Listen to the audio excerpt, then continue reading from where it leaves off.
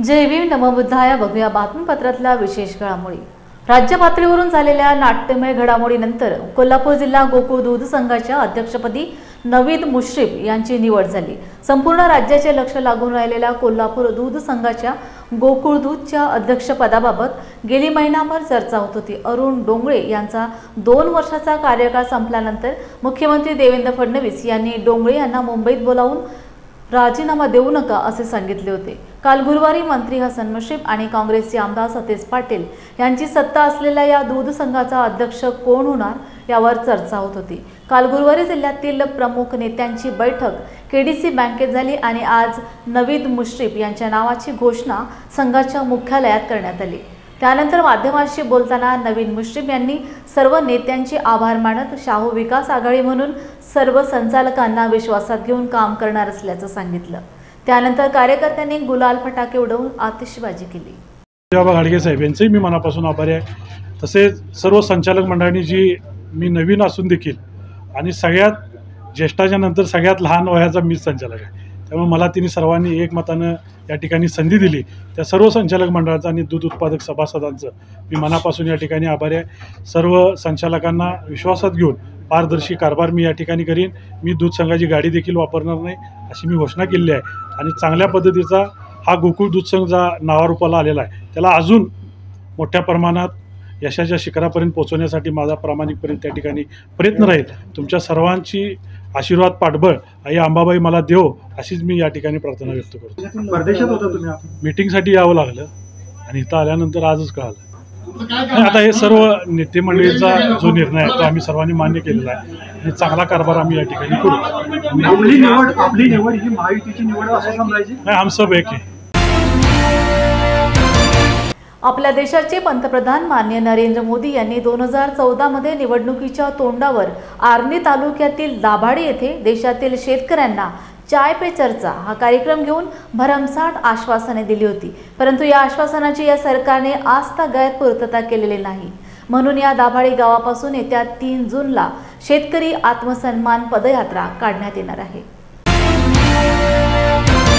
ही पदयात्रा भारतीय राष्ट्रीय काँग्रेस पक्षाचे प्रदेशाध्यक्ष हर्षवर्धन सपकाळ यांच्या उपस्थितीत निघणार असून ही पदयात्रा ओंकारेश्वर मंदिर दाभाडी येथून निघणार असून या यात्रेचा समारोप कृषी उत्पन्न बाजार समिती आर्णी येथे मेळाव्याच्या स्वरूपाने होणार आहे.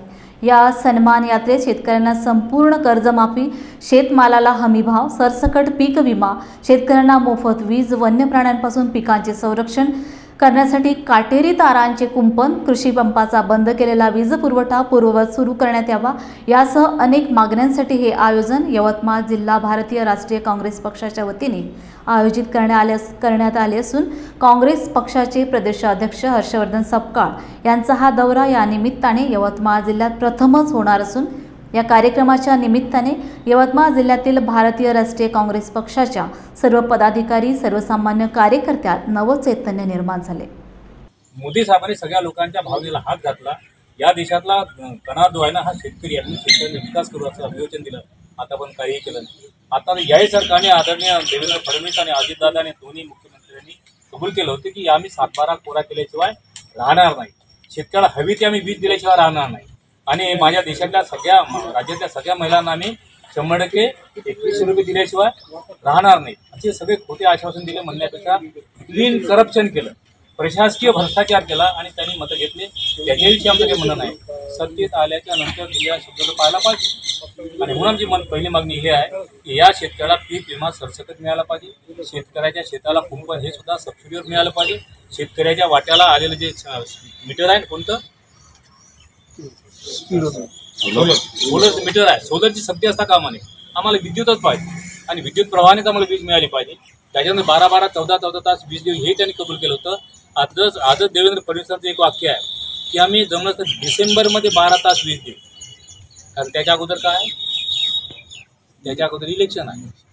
आम्ही डिसेंबरपर्यंत आम्ही तुम्हाला वीज देऊ, हे वीज देणारच नाही अशा प्रकारच्या दादांत खोट्या लोकांना आश्वासन देऊन फसवण्याची ती प्रक्रिया ही मात्र होता कामा नये. पत्रकारांना बोलू देत नाही, लेखकाला बोलत नाही, साहित्यिकांना बोलू देत नाही. एक मुलगी परवा फक्त त्या सिंधूच्या विषयी बोलली तर तिच्यावर गुन्हे दाखल केले. ती कॉलेजची मुलगी, तिला म्हणजे तुरुंगात टाकलं. या देशातल्या प्रत्येक माणसाला वसंत पुरेल असो किंवा मोदी साहेब असो किंवा अरविंद असो जो कोणता जसा वागत असेल त्याच्याविषयीचा क्रिटिसिझम करण्यासाठी टीकाटिप्पणी करण्यासाठी 100% मुभा आहे. Liberty of thought, faith, belief and worship म्हणजे अभिव्यक्ती स्वातंत्र्य आहे, पूजा आहे, अर्चा आहे. या सगळ्या प्रकारचं स्वातंत्र्य असताना देखील स्वातंत्र्यामध्ये गदा सरकार का आणू शकतं? 770 शेतकरी माझ्या देशातले मारले गेले. स्थानिक स्वराज्य संस्था निवडणुकांच्या पार्श्वभूमीवर आम आदमी पक्ष शाखा अमरावतीद्वारे वडाळी प्रभाग क्रमांक 9 प्रदेश संघटन सचिव डॉक्टर मनीष मोडक यांच्या अध्यक्षतेखाली अमरावती महानगर अध्यक्ष डॉक्टर पंकज कावरे, ओमसिंग शेखावत यांच्या उपस्थितीत नागेश लोणारे यांच्या निवासस्थानी आढावा बैठक घेण्यात आली. या प्रसंगी पक्षाच्या धोरणाचा व जनसामान्य नागरिकांचा वाढता प्रतिसाद लक्षात घेता सामान्य नागरिकांच्या समस्या निवारण्यासाठी महानगरपालिका निवडणूक व पक्ष संघटन मजबूत करण्यासाठी प्रयत्न करण्यात आले. शिक्षण, आरोग्य व मूलभूत सुविधा विकासासाठी आम आदमी पक्षच निवडणूक जिंकेल असा विश्वास कार्यकारिणीच्या वतीने व्यक्त करण्यात आला. या प्रसंगी आम आदमी पक्षातील सदस्य मोठ्या संख्येने उपस्थित होते. नमस्कार अमरावतीकर. आज आम्ही अमरावती महानगरपालिका येणाऱ्या निवडणुकांसाठी आढावा बैठक महादेवखुरी येथे आमचे नागेशजी लोणारे यांच्या प्रचारार्थ म्हणा किंवा आज इथून एक सुरुवात आम आदमी पार्टीने अमरावती महानगरपालिकेसाठी केलेली आहे. यापुढे येणाऱ्या नगरपंचायत, नगर परिषद आणि जिल्हा परिषद आणि पंचायत समितीच्या निवडणुकासुद्धा आम आदमी पार्टी संपूर्ण ताकदीनं अमरावती जिल्ह्यामध्ये लढणार आहे.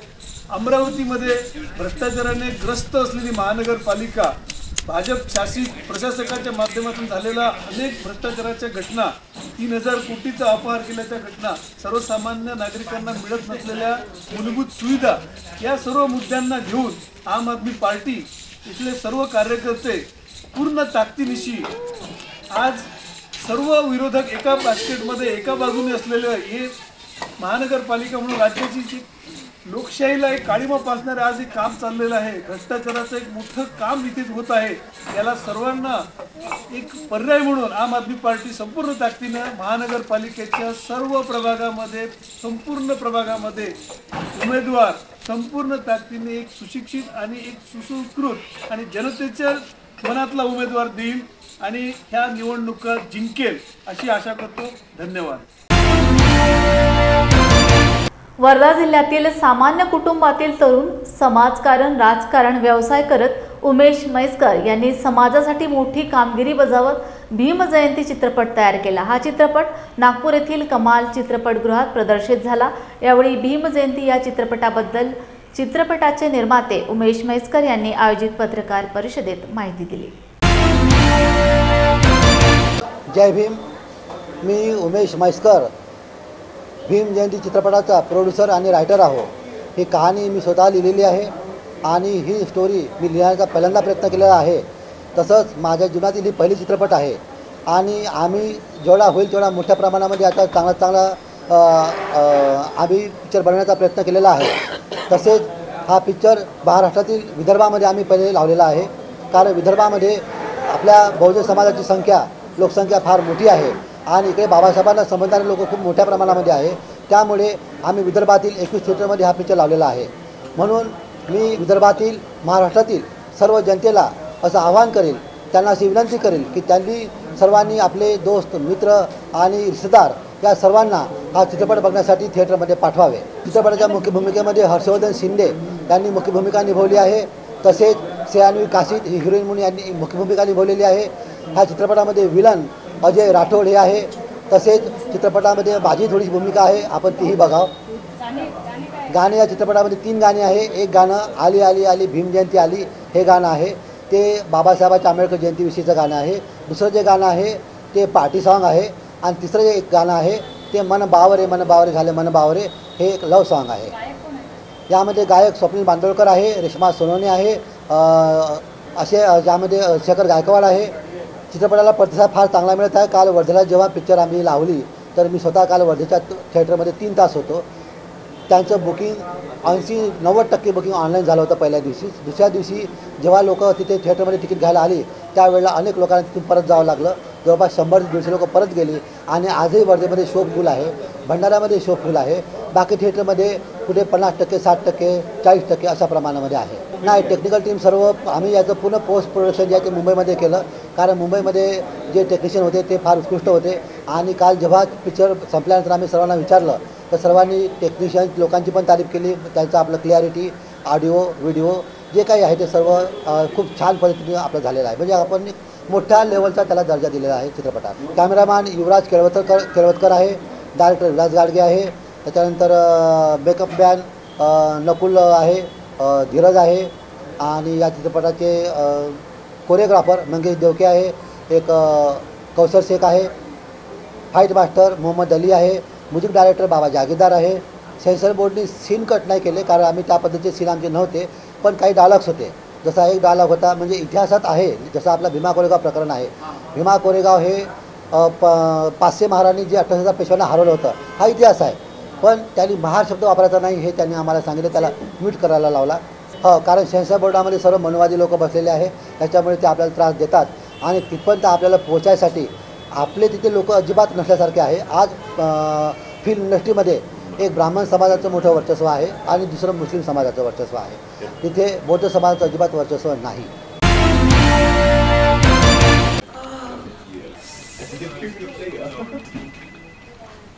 बॉस ने मीटिंग बुलाई. क्या यार, आदमी की तकलीफ को तो समझो. बाहर बाहर उठो बैठो.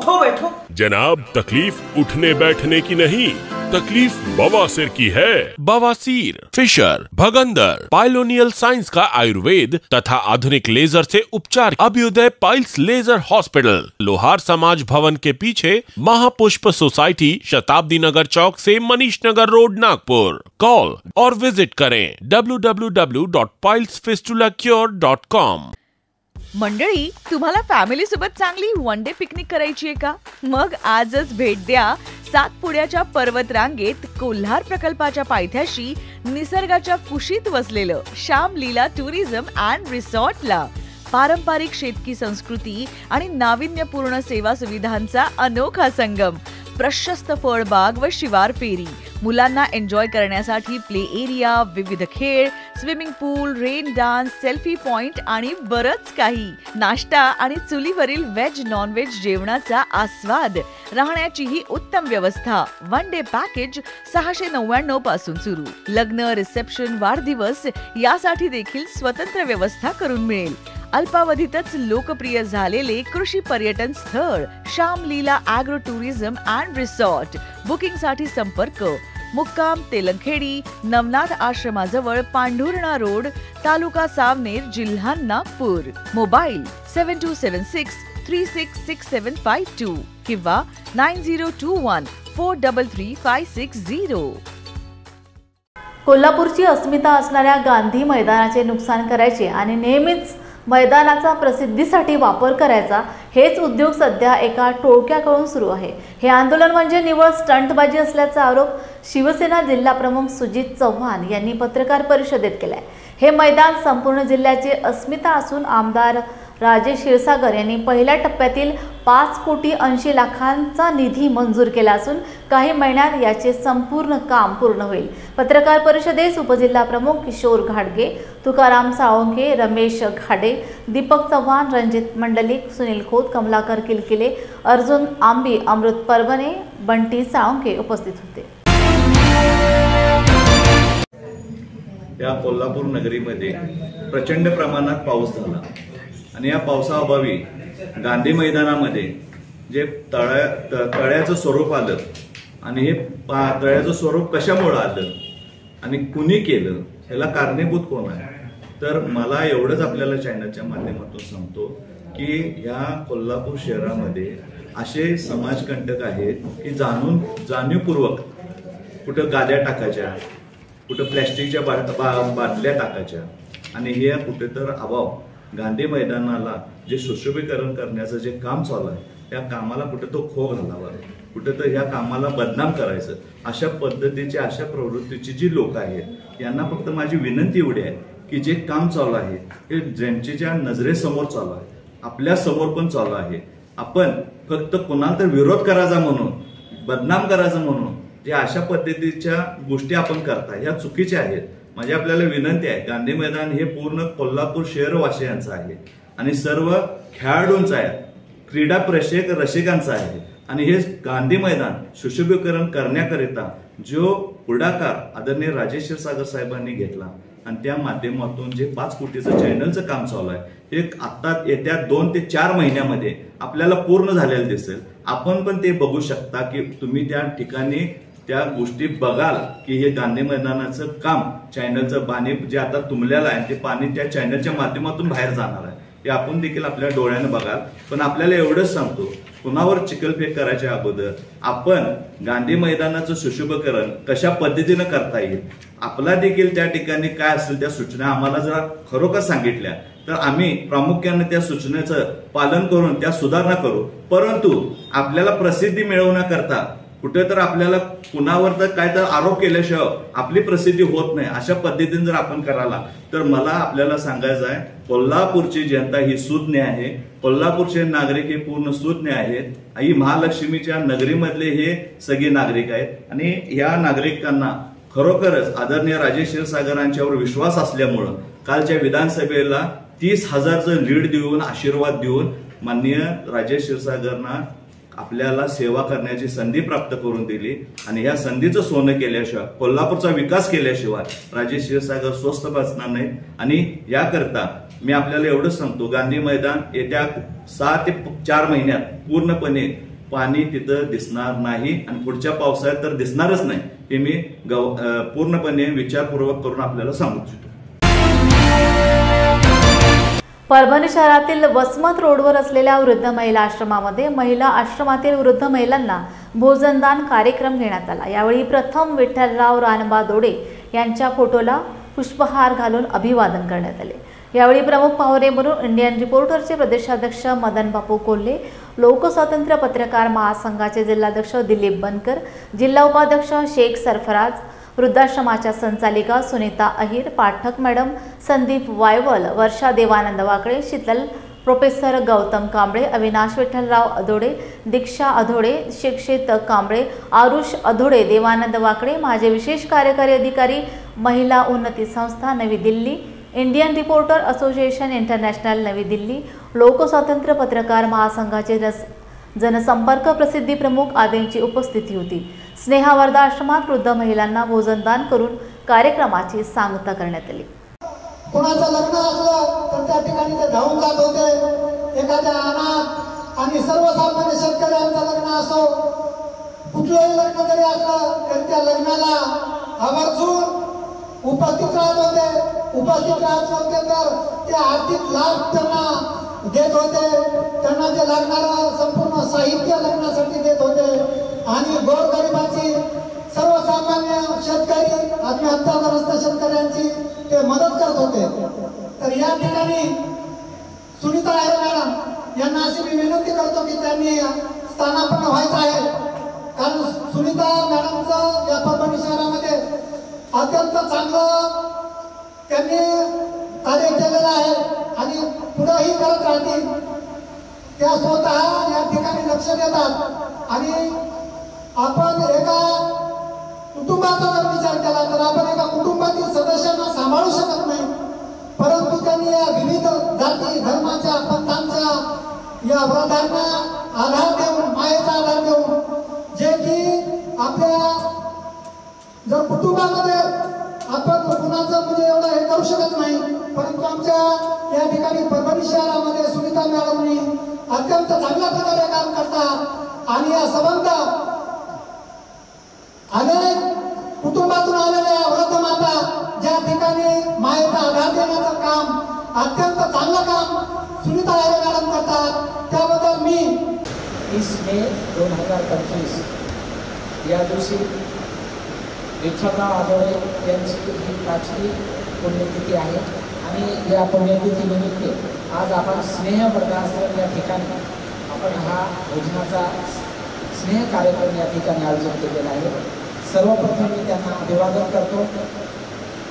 आज या ठिकाणी परळीहून आलेले सगळे पाहुणे, सगळे महिला मंडळ आणि त्यांचे नातेवाईक या ठिकाणी उपस्थित आहेत. विशेष म्हणजे आमचे पत्रकार देवानंद वाकळे हे गेल्या अनेक वर्षापासून पत्रकारिता क्षेत्रामध्ये आपलं नाव त्यांनी लौकिक केलेलं आहे. पूर्ण महाराष्ट्रामध्ये त्यांची पत्रकारिता या ठिकाणी चालत असते आणि गोरगरीब लोकांना न्याय देण्याचं काम हे त्यांच्या पत्रकारितेच्या माध्यमातून ते करत असतात. महामानव डॉक्टर बाबासाहेब आंबेडकर यांच्या चळवळीमध्ये सक्रिय भाग घेऊन जीवनभर कार्य करणारे तर अतुल आता त्यांचा आज 5वा स्मृती दिन आहे. त्यांनी आपल्या कार्यकाळामध्ये गोरगरीब जनतेची तन-मन धनाने सेवा केली आहे. त्यांच्या स्मरणार्थ आजचा हा पुण्यतिथीचा कार्यक्रम स्नेह आश्रमामध्ये त्यांचे नातेवाईक साजरा करीत आहेत. त्यांच्या स्मृती दिनानिमित्त मी मदन बापुले महाराष्ट्र प्रदेश अध्यक्ष इंडियन प्रदेश असोसिएशनचे भावपूर्ण आदरांजली अभिवादन करतो. क्या हुआ बहू? माँ, पाइल्स की बहुत तकलीफ हो रही है. तो तुम गुदरोग सर्जन के पास क्यों नहीं गई? देखो, जैसे हार्ट के लिए हार्ट स्पेशलिस्ट, ब्रेन के लिए ब्रेन स्पेशलिस्ट, तो पाइल्स के लिए पाइल स्पेशलिस्ट क्यों नहीं? स्त्री हो या पुरुष, टॉयलेट में तकलीफ केवल पाइल्स ही नहीं, और भी कई प्रकार के गुदरोग तथा कैंसर भी हो सकता है. इसीलिए इसकी प्रत्यक्ष जांच जरूरी है. ठीक है माँ, पर जांच के लिए हम जाएंगे कहाँ? वही काले आयुर्वेदिक पाइल्स हॉस्पिटल में. लेकिन माँ, प्रेगनेंसी में पाइल्स की दवाइयाँ? प्रेगनेंसी में आयुर्वेदिक दवाइयाँ सुरक्षित होती है. जनहित में जारी काले आयुर्वेदिक पाइल्स हॉस्पिटल, औषधि चिकित्सा तथा सर्जरी ट्रीटमेंट उपलब्ध. हमारा पता उमरेड रोड, दिघौरी बस स्टॉप के पास, नागपुर. अधिक जानकारी के लिए वेबसाइट पर जाएं kalepailshospital.com.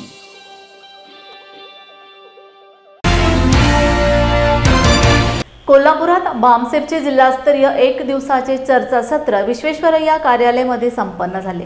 कार्यक्रमाच्या अध्यक्षस्थानी मुंबईचे income tax deputy commissioner Babasaheb Bhosle होते. प्रमुख पाहुणे म्हणून बोलताना बहुजन समाज पार्टीचे प्रदेशाध्यक्ष सुनील डोंगरे म्हणाले, महाराष्ट्रात बहुजन समाज पार्टीचे संघटन मोठे असून भविष्यात बहुजन समाज पार्टीचा मुख्यमंत्री होण्यासाठी कार्यकर्त्यांनी आत्तापासून कामाला लागावे असे आवाहन केले. यावेळी महासचिव मुकुंद सोनवणे, प्रदेश सचिव आणि संजीव सदाफुले, संयोजक रवींद्र चांदणे, सहसंयोजक ॲडव्होकेट अशोक रामटेके, जिल्हा संयोजक श्याम पाखरे यांची प्रमुख उपस्थिती होती. आभार संदीप कांबळे यांनी मानले. धन्यवाद लॉर्ड बुद्धा टीवी का. परम आदरणीय बहन जी के दिशा निर्देश में महाराष्ट्र के अंदर हम लोग काम कर रहे हैं. उसी के साथ साथ आदरणीय आकाश आनंद जी, सम्माननीय राजाराम साहब, इनके प्रमुख निर्देश में हम लोग यहाँ आज काम कर रहे हैं. मैं आपको बताना चाहता हूँ कि महाराष्ट्र की जो घोड़दौड़ है, मैंने यूं ही नहीं कहा कि हम आने वाला जो समय है वो बहुजन समाज का रहेगा, बहुजन समाज पार्टी का रहेगा, क्योंकि बहन जी के दिशा निर्देश में हम हर दिन अपने संगठन की समीक्षा करते हुए संगठन को पूरे महाराष्ट्र के अंदर हर गांव के अंदर प्रस्थापित करने का काम कर रहे हैं. हम स्टेट लेवल पर, जिला लेवल पर, विधानसभा लेवल पर, सेक्टर लेवल पर और बूथ लेवल पर हमारा काम निरंतर रूप से चालू है. चाहे नागपुर की बात ले लीजिए, चाहे अमरावती की ले लीजिए, चाहे महाराष्ट्र का कोई भी ज़िला ले लीजिए. आज मैं आपके बीच में कोल्हापुर में हूँ. यहाँ पर भी हमारे साथी लोगों के बीच में जाकर इस मूवमेंट को आगे बढ़ाने की पूरी कोशिश कर रहे हैं और अपना संगठन मजबूत करने के लिए सेक्टर बूथ पर जा रहे हैं. तो जिस तरीके से बहन जी ने 3-4 बार हमें बताया है, जनवरी से लेकर तो अभी तक बहन जी ने हमें 4 मीटिंग के अंदर केवल संगठन की समीक्षा ली. और ये पैसा पहली बार हो रहा है कि बहन जी बार बार संगठन के ऊपर अपना ये दे रही है कि संगठन होगा तभी हम इस देश के शासक बन सकते हैं. और इसी बात को मैं बीइंग प्रेसिडेंट ऑफ महाराष्ट्र, मैं अपने लोगों के बीच में हर ज़िले के अंदर, हर विधानसभा के अंदर जाकर लोगों को बता रहा हूँ. मुझे पूरा विश्वास है कि हम बहन जी के सपनों को पूरा करेंगे और इस बार महाराष्ट्र किसी के पीछे नहीं रहेगा. वो बहन जी के शब्द के ऊपर महाराष्ट्र का सिपा सलार बन के रहेगा. महाराष्ट्र में स्थिति आज की तारीख में हमारी बहुत अच्छी बनी हुई है. आने वाले स्थानीय स्वराज्य के इलेक्शन में आप लोग देखोगे, क्योंकि हम बहुत ज़्यादा ढिंडोरा नहीं पीटते हैं और मीडिया हमारी अच्छी बातों को नहीं दिखाता है. मैं आपका धन्यवाद करता हूं, क्योंकि ये लॉर्ड बुद्धा टीवी है, इसलिए आप हमारे बीच में आए हैं. और ना ही हम बहुत ज़्यादा मीडिया में जाते हैं, क्योंकि मीडिया तो हमें मालूम है मनुवादी मीडिया है, गोदी मीडिया है, वो तो हमारी अच्छी बातों को लेके नहीं जाएगा। इसलिए हमारा मीडिया जो है वो हमारे कार्यकर्ता है, वो अपनी माउथ पब्लिसिटी के माध्यम से लोगों के बीच में जाते हैं और लोगों को सारी चीज़ें बताते हैं जो बहन जी ने कही हैं, वही हमारा मीडिया है। इसलिए हमारा काम बहुत ही अलग तरीके से महाराष्ट्र के अंदर चल रहा है, जो मीडिया को नहीं दिख रहा है और हम मीडिया को दिखाना भी नहीं चाहते। श्री प्रमोद श्रीधरराव जोगदंड, वरिष्ठ लिपिक, उपप्रादेशिक परिवहन कार्यालय परभणी, सेवापूर्ती सोहळा 17 वर्ष पदवीधर सेवा देऊन नियत वयोमानानुसार दिनांक 31/5/2025 रोजी निवृत्त होत आहे। तरी वरील कार्यक्रम परभणी शहरातील वसमत रोड येथे फॉर्च्यून फंक्शन हॉल येथे संपन्न झाला। या कार्यक्रमासाठी सर्व अधिकारी व कर्मचारी, उपप्रादेशिक परिवहन कार्यालय परभणी व नांदेड हिंगोली येथील प्रादेशिक परिवहन कार्यालयाचे पदाधिकारी, कर्मचारी, प्रादेशिक परिवहन अधिकारी, लेखा अधिकारी, शिराळे साहेब, मोटार वाहन निरीक्षक निकम कंधारकर, मोटर वाहन कर्मचारी संघटनेचे अध्यक्ष नांदेड विभाग पूजा रासवे, सहाय्यक मोटर निरीक्षक आदींची उपस्थिती होती। म्हणजे आता शिकत तो चांगला झाला आणि आमच्या सासूबाई काही जास्त दिवस जगल्या नाहीत, त्यांना अटॅक आला आणि आमचं लग्न झालं की 2-4 वर्षात गेल्या। मग दुसरा मुलगा झाला मला, विनोद जोगदंड, आणि हे 2 मुलं सांभाळायला कोण, त्यांची आत्या बहीण सुप्रभा शिंदे आणि आमचे बंधू कपूर कोंडे, ते दोघांना त्यांचा लहानपणी सांभाळ केला।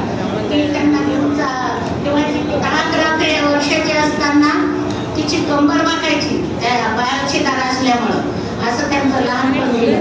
मग त्याला जिजामाता शाळेमध्ये आम्ही घातलं। स्वराज्य युवा प्रतिष्ठान ताराराणी ब्रिगेडच्या वतीने पेठ वडगाव धनगर समाज उन्नती मंडळ व होळकर ग्रुपच्या संयुक्त सहकार्याने पुण्यश्लोक अहिल्यादेवी होळकर यांना रांगोळीच्या माध्यमातून अभिवादन करण्यात आले। अहिल्यादेवी होळकर जयंतीनिमित्त आयोजित या उपक्रमाचे आयोजन प्रतिष्ठानचे अध्यक्ष श्री समीर काळे यांच्या मार्गदर्शनाखाली करण्यात आले। या कार्यक्रमात कलाकार आशा चव्हाण व त्यांच्या सहयोगी सोनाली खोत यांनी आकर्षक रांगोळीच्या माध्यमातून अहिल्यादेवींना अभिवादन केले। त्यांच्या सर्जनशील कलाकृतीने उपस्थितांचे विशेष लक्ष वेधून घेतले। जय भीम इंडियाच्या बातमीपत्रात वेळ झाली इथेच थांबण्याची। पुन्हा भेटूया ताजा घडामोडी घेऊन। जय भीम। आप देख रहे हैं लॉर्ड बुद्धा टीवी।